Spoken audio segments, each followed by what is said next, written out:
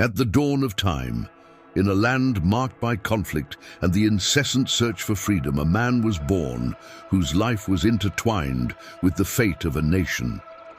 I am Samson, the last of the judges of Israel, whose story is full of paradoxes and eternal lessons.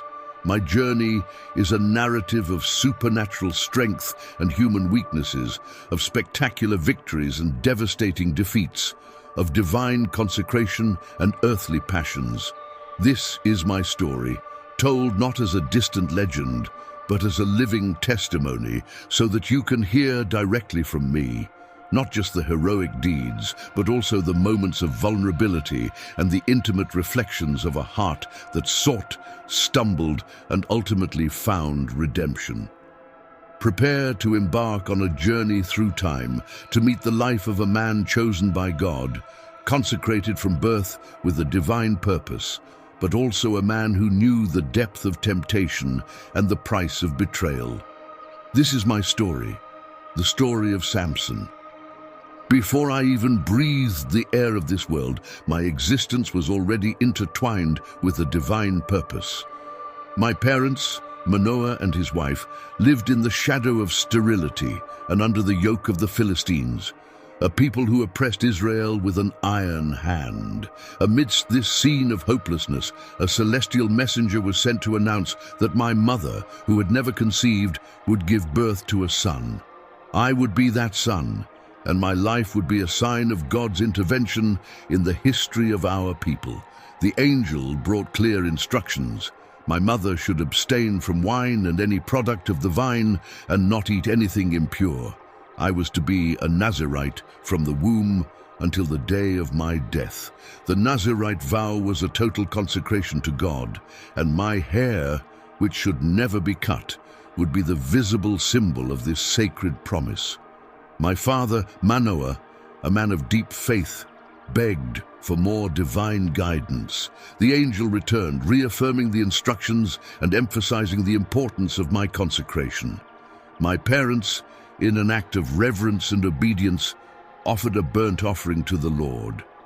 It was then that the angel performed a marvelous act, ascending to heaven in the flame of the altar, thus revealing his true celestial nature. I was born into a home full of expectations and faith. From an early age, I felt the weight and honor of the promise that rested upon me. The Spirit of the Lord began to work in my life, and an unusual strength accompanied me. I grew up knowing I was different, destined to face great challenges and to perform extraordinary feats. My life was marked by a divine purpose, and every step I took was guided by the promise made before my birth, a promise of liberation and strength, a promise that through me, God would act in favor of his people. My life was marked by feats that defied human understanding, acts of strength that could only be attributed to God's hand upon me. From a young age, the Spirit of the Lord propelled me, and I felt an energy that knew no limits. Once, while traveling to Timnah, a lion roared against me. Without hesitation, the Spirit of the Lord took hold of me, and with my own hands, I tore it apart as if it were a young goat. I had no weapon in my hand, but I did not need one. My strength was enough. Days later, passing by the same path, I found a swarm of bees and honey in the carcass of the lion. I ate of the honey and brought some to my parents without telling them where it had come from. During my marriage to a Philistine woman, I proposed a riddle to my guests, promising 30 changes of clothes if they solved it. Unable to solve it, they coerced my wife to betray me. Furious at the betrayal, the Spirit of the Lord invaded me again, and I went down to Ashkelon. There I killed 30 men, took their garments, and settled the debt of the riddle. But this was just the beginning of a cycle of vengeance between me and the Philistines. When I discovered that my wife had been given to another man, my wrath was kindled. I captured 300 foxes, tied them in pairs by the tails, and placed torches between them. I released them in the Philistines' fields, setting everything ablaze, grain, vineyards, and olive groves. The Philistines' retaliation was cruel. They burned my wife and her father. In response, I attacked them with great slaughter and then withdrew to the cave at the rock of Etam. The conflicts continued. The Philistines demanded that the men of Judah deliver me. Bound with new ropes, I was handed over to the Philistines, but the Spirit of the Lord came upon me once more. The ropes on my arms became like burnt flax, and the bindings fell from my hands. I found a fresh jawbone of a donkey, picked it up, and with it killed 1,000 men. It was a crushing victory, but also a reminder of the constant tension between my strength and my humanity. On another occasion, while in Gaza, the Philistines plotted to capture me. But at midnight, I arose, seized the city gates and their 2 posts, pulled them up, lock and all, and carried them to the top of the hill, facing Hebron. These are just some of the episodes that marked my life as a judge of Israel. Every act of strength was a sign of God's power, but also a prelude to the challenges yet to come. My strength was immense, but it was not my own. It was a gift given to fulfill the divine purpose of liberating my people. And although I was strong, my true struggle was against the weaknesses of my own heart. My story with Delilah is a dark and instructive chapter in my life, an episode that reveals both my strength and my weakness. I, Samson, the man whom the Lord chose to begin to free Israel from the Philistines, found in Delilah not just a woman who awakened my love, but also the source of my ruin. Delilah entered my life as a woman from the valley of Sorek. She captured my heart, and I fell in love with her. But what I did not know was that the Philistine leaders would seek her, offering her a fortune in silver to discover the secret of my strength and how they could subdue me. Driven by ambition, or perhaps the pressure of my enemies, Delilah began to question me about the source of my strength. First, I told her that if I were bound with 7 fresh leather thongs, I would become as weak as any other man. But when she tried, I easily broke them. She continued to press me, and I told her that if I were tied with new ropes, I would be weak. Again, when she tried, I snapped them as if they were threads. The third time, I told her that if she wove the 7 braids of my hair into fabric, I would lose my strength.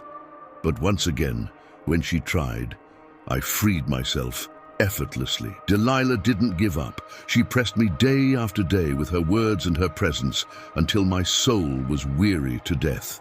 And then I revealed the whole truth to her, that I was a Nazarite from my mother's womb, and that if my hair were cut, I would lose my strength. Delilah saw that I had told her everything and summoned the Philistine leaders. They came, brought the money, and she made me sleep on her lap. Then a man came and cut off the 7 braids of my hair, and my strength left me. When I woke up, Delilah said, "Samson, the Philistines are upon you." But I thought I would get out as before and free myself. I did not know that the Lord had departed from me. The end. My story with Delilah is a reminder that even the strongest can fall because of their weaknesses. It was a bitter lesson about the consequences of choices and misplaced trust.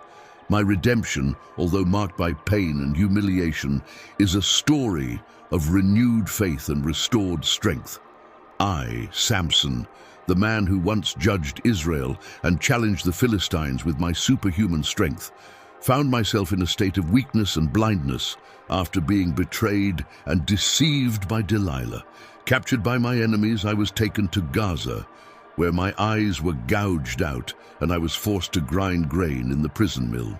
There in the darkness, both physical and spiritual, I reflected on my life and the choices I had made. The power I possessed, given by God, had been lost due to my own vanity and misplaced trust. However, even amidst despair, a sign of hope emerged. My hair began to grow again. With it, a reminder of the Nazarite vow I had broken, and perhaps a chance for redemption. I knew that if God willed, he could use me once more as an instrument of his will. During a grand celebration of the Philistines, I was brought to entertain and be mocked by them in the temple of their god, Dagon.